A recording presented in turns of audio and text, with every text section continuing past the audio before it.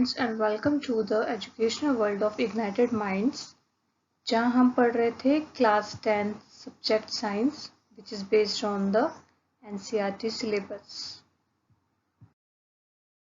Chapter 6 life processes में हम पढ़ रहे हैं ट्रांसपोर्टेशन पार्ट, जिसका एक पार्ट हम कवर कर चुके हैं। आज हम उसी से आगे नेक्स्ट पार्ट को स्टडी करेंगे। आज हम डिस्कस कर रहे हैं चैप्टर 6 का पार्ट 9 और ट्रांसपोर्टेशन का सेकंड पार्ट। इसमें जो टॉपिक्स कवर होने वाले हैं वो है double circulation, fish circulatory system and Aves and mammals circulatory system. आज जो सबसे पहले टॉपिक डिस्कस होगा वो है direction of blood flow through the human heart. तो हमने पिछले जो पार्ट है उसमें ब्लड फ्लो की पूरी प्रोसेस को डिस्कस किया था। आज हम इसमें टाइप्स ऑफ सर्कुलेशन डिस्कस करने वाले हैं, जिसमें 2 टाइप्स की सर्कुलेशन होती है, pulmonary circulation and systematic circulation. तो पल्मोनरी सर्कुलेशन का मतलब होता है जिसमें ब्लड कहाँ से कहाँ मूव करता है, heart to lungs and again back to the heart. तो वो सर्कुलेशन कहलाती है पल्मोनरी सर्कुलेशन। सिस्टमैटिक सर्कुलेशन का मतलब होता है जिसमें ब्लड मूव करता है फ्रॉम हार्ट से बाकी बॉडी पार्ट्स तक, यानी जितने भी बाकी बॉडी ऑर्गन्स हैं, बॉडी पार्ट्स हैं, टिश्यूज हैं, वहां तक जो ब्लड फ्लो करता है वो आता है किसके अंडर, सिस्टमैटिक सर्कुलेशन के अंडर। तो यहाँ पर अगर आप डायग्राम देखिए तो यहाँ पर ये है पल्मोनरी सर्किट और उसके नीचे है सिस्टमिक सर्किट। तो पल्मोनरी सर्किट में कहाँ ब्लड फ्लो कर रहा है, हार्ट से लंग्स की तरफ। तो जो ब्लड हार्ट टू किधर पंप होता है, लंग्स की तरफ पंप होता है, लंग्स की डायरेक्शन में पंप होता है, उसे हम कहते हैं पल्मोनरी सर्कुलेशन। और सिस्टमिक सर्कुलेशन का मतलब होता है जो ब्लड हार्ट से किस तरफ पंप होता है, बाकी बॉडी पार्ट्स की तरफ, बाकी टिश्यूज की तरफ एंड ऑर्गन्स की तरफ, उसे हम कहते हैं systemic circulation. Now we will discuss about the double circulation. Circulation process हम ऑलरेडी पढ़ चुके हैं। सर्कुलेशन का मतलब होता है जब हार्ट जो है वो ब्लड को पंप करता है बॉडी की तरफ, और वो जब पूरा ब्लड सर्कुलेट होता है बॉडी में, उसे हम कहते हैं सर्कुलेशन प्रोसेस। तो डबल सर्कुलेशन का मतलब क्या होता है? डबल सर्कुलेशन का मतलब है जब ब्लड पास होता है थ्रू द हार्ट ट्वाइसली, यानी 2 बार। तो जब ब्लड जो है वो हार्ट के थ्रू 2 बार पास आउट होता है, तब उसे हम कहते हैं डबल सर्कुलेशन प्रोसेस। तो यहाँ पे कार्डियक साइकिल दिया हुआ है, इन 1 कार्डियक साइकिल, एक कार्डियक साइकिल में जब 2 बार हार्ट ब्लड को पास कर रहा है। कार्डियक साइकिल का मतलब क्या हुआ? कार्डियक साइकिल का मतलब हुआ जब हार्ट के जो चैम्बर्स हैं, तो हमने कितने चैम्बर्स पढ़े थे, 4 चैम्बर्स। तो जो हार्ट के 4 चैम्बर्स हैं, जब वो कॉन्ट्रैक्ट एंड रिलैक्स करते हैं, तब उसे हम कहते हैं कंप्लीट 1 कार्डियक साइकिल। तो कब जो चैम्बर है वो रिलैक्स होगा, कब चैम्बर कॉन्ट्रैक्ट होगा, इसके लिए आपको पार्ट 8 जो बनाया था उसमें अच्छे से पूरी एक्सप्लेनेशन दी हुई है। वहाँ से आप जाके उस वीडियो को देख सकते हैं, जिसका लिंक आपको डिस्क्रिप्शन बॉक्स में मिल जाएगा। तो जब भी हार्ट के चैम्बर्स क्या होते हैं, कॉन्ट्रैक्ट एंड रिलैक्स होते हैं, तब वो जो साइकिल बनता है वो कहलाता है कंप्लीट 1 कार्डियक साइकिल। हार्ट जो है वो कितनी बार बीट करता है, 1 मिनट में 72 टाइम्स, यानी आपकी जो हार्ट बीट है वो 72 बार होती है 1 मिनट में। और जो एक कार्डियक साइकिल है, वो एक कार्डियक साइकिल कितना ब्लड पंप कर रहा है, वो करता है 70 ml ब्लड इन 1 मिनट।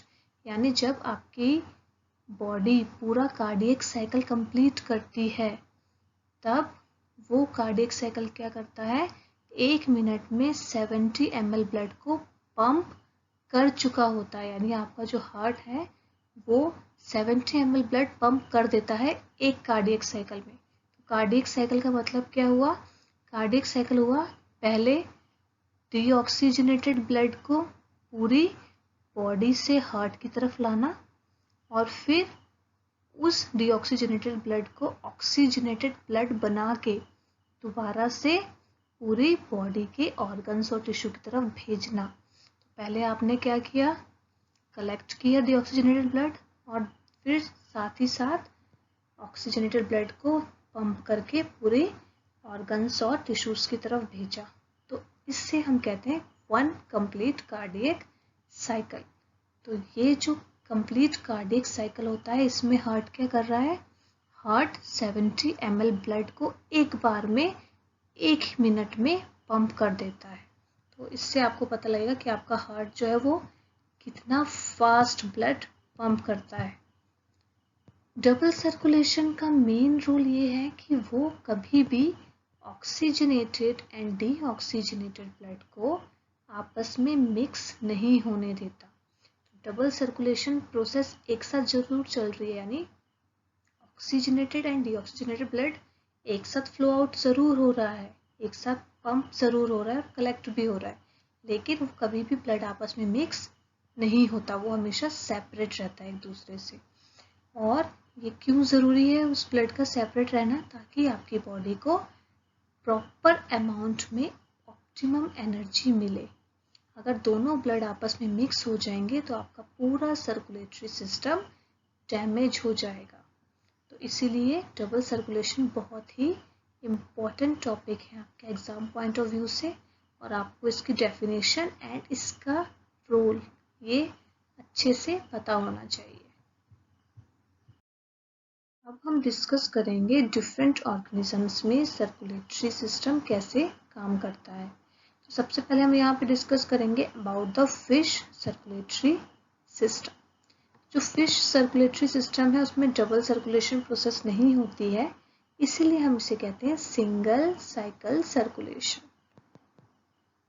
इस सिंगल साइकिल सर्कुलेशन में क्लोज्ड लूप स्ट्रक्चर होता है, यानी इसमें जो प्रोसेस हो रही है सर्कुलेशन की, सर्कुलेटरी सिस्टम का जो डायग्राम है वो बिल्कुल क्लोज्ड होता है, उसमें कहीं से भी ओपन आपको स्ट्रक्चर देखने को नहीं मिलेगा, इसलिए हम इसे कहते हैं क्लोज्ड लूप सर्कुलेटरी सिस्टम।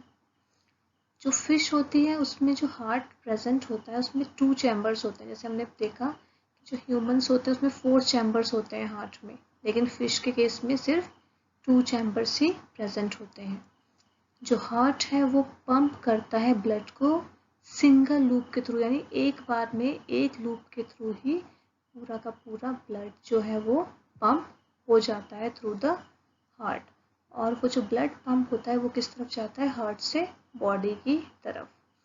यहाँ पर अगर हम प्रोसेस को डिस्कस करें with the help of a diagram, तो यहाँ पर आपको सबसे पहले देखना है डायग्राम में कि कौन कौन से पोर्शंस हैं, कौन कौन से पार्ट्स हैं जो फिश में प्रेजेंट होते हैं। सबसे ऊपर है गिल कैपिलरीज, जैसे ह्यूमंस के केस में यहाँ पे लंग्स दिया होता है, लंग्स कैपिलरीज दी थी, और नीचे सेम वही बॉडी कैपिलरीज, यानी यहाँ पे बॉडी के सारे ऑर्गन्स एंड टिश्यूज होंगे। तो क्योंकि हम लंग्स के थ्रू ब्रीथ करते हैं इसलिए यहाँ पे लंग्स थे। फिश जो है वो गिल्स के थ्रू ब्रीथ करती है, इसीलिए यहाँ पर गिल्स प्रेजेंट है। तो 2 चैम्बर्स हैं हार्ट में। तो हमारे केसेस में, मतलब ह्यूमंस और एनिमल्स के केस में क्या था कि तो 4 चैम्बर्स थे, उसमें 2 थे एट्रियम और 2 थे वेंट्रिकल। लेकिन फिश के केस में 2 चैम्बर्ड हार्ट है, इसलिए एक एट्रियम और एक वेंट्रिकल प्रेजेंट होगा। तो यहाँ पर क्या होगा, एक एट्रियम और एक वेंट्रिकल कैसे करेगा पूरा ब्लड फ्लो? सबसे पहले जो एट्रियम है वो क्या करेगा? बॉडी से डीऑक्सीजनेटेड ब्लड को कलेक्ट करेगा। तो ये जो ब्लू कलर है ये डीऑक्सीजनेटेड ब्लड है। ये डीऑक्सीजनेटेड ब्लड बॉडी से कहाँ जाता है? एट्रियम में आ जाता है और यहाँ पर आके कलेक्ट हो जाता है। फिर एट्रियम इस पूरे डीऑक्सीजनेटेड ब्लड को किसको ट्रांसफर करती है? वेंट्रिकल को ट्रांसफर कर देती है। आगे जाके जो वेंट्रिकल है वो क्या करता है? इस डीऑक्सीजनेटेड ब्लड को कर देता है गिल्स को ट्रांसफर। गिल्स रेस्पिरेटरी ऑर्गन है फिश का, तो गिल्स क्या करेंगे, डीऑक्सीजनेटेड ब्लड को कन्वर्ट कर देंगे ऑक्सीजनेटेड ब्लड में। तो यहाँ से ब्लू कलर किस में कन्वर्ट हो गया, रेड कलर में, यानी डीऑक्सीजनेटेड ब्लड बन गया ऑक्सीजनेटेड ब्लड। और गिल्स जो है वो क्या करेंगी, इस ऑक्सीजनेटेड ब्लड में से ऑक्सीजन एब्जॉर्ब कर लेंगी एंड कार्बन डाइऑक्साइड रिलीज कर देंगी। जो भी उन्होंने ऑक्सीजन एब्जॉर्ब की वो इस ब्लड में मिक्स हो जाएगी और वो आगे जाके बाकी बॉडी टिश्यूज एंड ऑर्गन्स को क्या हो जाएगा, ट्रांसपोर्ट हो जाएगा। तो इस तरीके से पूरी सर्कुलेशन प्रोसेस रिवर्स होती रहती है फिश के अंदर। तो after the circulatory system of fish हम डिस्कस करेंगे सर्कुलेटरी सिस्टम ऑफ वर्टिब्रेट, जिसमें हम पढ़ेंगे about the Aves and mammals. Aves का मतलब होता है बर्ड्स एंड मैमल्स का मतलब होता है एनिमल्स एंड ह्यूमन बींग्स। तो यहाँ पर जो स्ट्रक्चर दिया हुआ है इसको हम डिस्कस करेंगे, जिसमें जो हार्ट दिया हुआ है उसमें टोटल कितने चैम्बर्स होते हैं, 4 चैम्बर्स। फिश के केस में क्या था, हार्ट के 2 चैम्बर्स थे, तो यहाँ पर हार्ट को 4 चैम्बर्स में डिवाइड किया हुआ है। तो ये 2 चैम्बर ये है ऊपर की तरफ और 2 चैम्बर्स ये है नीचे की तरफ, जिसको लिखा हुआ है left ventricle and right ventricle. वैसे जो ऊपर चैम्बर्स हैं उसमें होगा right atrium and left atrium. तो इस तरीके से ये 4 चैम्बर्स हैं वर्टिब्रेट्स के। तो जो 4 चैम्बर्स होते हैं उसे किस में डिवाइड किया जाता है, 2 एट्रियम्स में यानी 2 एट्रिया में एंड 2 वेंट्रिकल्स में। इसमें जो ऑक्सीजनेटेड ब्लड है वो कहाँ से कहाँ फ्लो करता है, ऑक्सीजनेटेड ब्लड अगर आप देखें तो वो है रेड कलर में और डीऑक्सीजनेटेड ब्लड है ब्लू कलर में। तो अगर आप देखेंगे डायग्राम में तो आपको दोनों ब्लड एक दूसरे से डिफरेंट दिखाई दे रहे हैं, यानी कि ऑक्सीजनेटेड एंड डीऑक्सीजनेटेड ब्लड जो है वो एक दूसरे से बिल्कुल सेपरेट होते हैं। राइट साइड जो होती है हार्ट की, राइट साइड हार्ट की मतलब आपकी लेफ्ट साइड, और हार्ट की लेफ्ट साइड मतलब आपकी राइट साइड। तो यहाँ पे जो राइट साइड बोली गई है वो हार्ट की राइट साइड बोली है, आपकी राइट हैंड साइड नहीं बोला है। तो यहाँ पे जो हार्ट की राइट साइड है यानी जो डीऑक्सीजनेटेड ब्लड है वो किस तरफ जा रहा है, वो जा रहा है पल्मोनरी सर्किट की तरफ। तो पल्मोनरी सर्किट क्या था, आपके लंग्स। तो जो डीऑक्सीजनेटेड ब्लड है वो बॉडी से जाता है किस तरफ, लंग्स की तरफ यानी पल्मोनरी सर्किट की तरफ। एंड जो ऑक्सीजनेटेड ब्लड है यानी रेड कलर का जो तो आपको पोर्शन दिख रहा है, तो जो ऑक्सीजनेटेड ब्लड है वो कहाँ से कहाँ जाता है, वो जाता है लंग्स से किसकी तरफ, सिस्टमिक सर्किट की तरफ। तो सिस्टमिक सर्किट कौन था, बॉडी के डिफरेंट टिश्यूज एंड ऑर्गन्स। तो लंग्स से जो ब्लड आ रहा है वो है ऑक्सीजनेटेड ब्लड जो जाता है सिस्टमिक सर्किट की तरफ, और बॉडी से जो डीऑक्सीजनेटेड ब्लड जाता है वो जाता है पल्मोनरी सर्किट की तरफ। तो इस तरीके से ही सर्कुलेशन रिवर्स होती रहती है, और ये सर्कुलेशन हमें कहाँ देखने को मिलेगी, इन द वर्टिब्रेट्स। तो अब हम डिस्कस करेंगे अबाउट द लिम्फ। तो जैसे हमने ब्लड और उसके कंपोनेंट स्टडी किए थे वैसे ही क्या होता है, लिम्फ होता है। तो लिम्फ क्या है, एक येलो कलर का लिक्विड यानी येलो कलर का फ्लूइड है जिसमें प्रोटीन की कंसंट्रेशन कम होती है एज कंपेयर टू ब्लड। इसमें कोई भी आरबीसी प्रेजेंट नहीं होते यानी कोई रेड ब्लड सेल्स प्रेजेंट नहीं होता, इसीलिए इसका जो कलर है वो येलो होता है। लिम्फ जो है वो किसके थ्रू फ्लो करता है, थ्रू द ब्लड कैपिलरीज। तो ये लिक्विड फॉर्म में, फ्लूइड फॉर्म में लीक होता है थ्रू द ब्लड कैपिलरीज। इसका सबसे इम्पॉर्टेंट रोल है in the immune system. Immune system को और ज़्यादा स्ट्रॉन्ग करने के लिए लिम्फ बहुत ही इम्पॉर्टेंट रोल प्ले करता है। ये फ्लो कहाँ से होता है, from tissue to the heart. तो ये बहुत इम्पॉर्टेंट जो है आपका लाइन है या पैराग्राफ समझ लीजिए इसको, बहुत इम्पॉर्टेंट पॉइंट है कि लिम्फ इम्यून सिस्टम में बहुत इम्पॉर्टेंट रोल प्ले करता है और ये फ्लो होता है from tissue to the heart. तो आपके बॉडी के जितने भी टिश्यूज हैं उसके थ्रू ये कहाँ से कहाँ फ्लो करेगा, हार्ट की तरफ फ्लो करेगा। और साथ ही साथ ये टिश्यू से हार्ट की तरफ क्या क्या लेकर जाता है, ट्रांसपोर्टेशन प्रोसेस कर रहा है। तो कुछ इम्पॉर्टेंट सब्सटेंसेस एंड केमिकल्स भी इसके अंदर जो मिक्स होते हैं वो फ्लो होते हैं। और साथ ही साथ जो भी जर्म्स आ रहे होते हैं इसके फ्लो करने की डायरेक्शन में, उनको ये क्या करता है, डिस्ट्रॉय कर देता है। तो जर्म्स को डिस्ट्रॉय करने की वजह से ही इम्यून सिस्टम आपका क्या रहता है, ज़्यादा से ज़्यादा स्ट्रॉन्ग होता जाता है। तो ये थे इम्पॉर्टेंट रोल ऑफ लिम्फ। यहाँ पर अगर आप डायग्राम देखिए, इसमें जो ग्रीन कलर का पोर्शन है, ग्रीन कलर की ट्यूब है, इसे हम कहते हैं लिम्फेटिक कैपिलरी। इस ट्यूब के थ्रू जो है लिम्फ यानी येलो कलर का जो फ्लूइड है वो क्या कर रहा है, फ्लो कर रहा है और मूव कर रहा है। और जो ब्लू है ये है वेन्स, और जो रेड कलर है वो है आर्टरीज। तो वेन्स एंड आर्टरीज क्या कर रही है, ब्लड की ट्रांसपोर्टेशन करवाती है। और ये जो लिम्फेटिक कैपिलरी ये क्या करवाती है, ये लिम्फ की फ्लो करवाती है, लिम्फ को फ्लो करवाती है through the tissues to heart. अब टर्न है आपके आज के प्रैक्टिस वर्क की।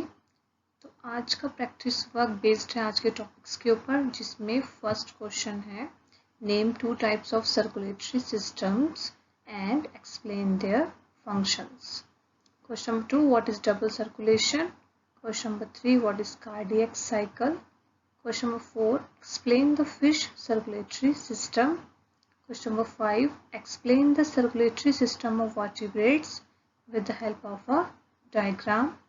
Question number 6, what is lymph and what is its role during transportation? अगर आपने पार्ट 8 नहीं देखा है ट्रांसपोर्टेशन का, तो वो जो लिंक है वो डिस्क्रिप्शन बॉक्स में गिवन है, आप पहले वहाँ से उस पार्ट को देख सकते हैं ताकि आपको ये वाला पार्ट अच्छे से क्लियर हो जाए। For more videos please subscribe the channel. और अगर आपको अच्छे से समझ में आ रहे हैं टॉपिक्स और आपके बोर्ड के एग्ज़ाम्स की तैयारी साथ साथ हो रही है, then please like the video and also share with your friends and your classmates. Thank you for being a fantastic learner and keep learning.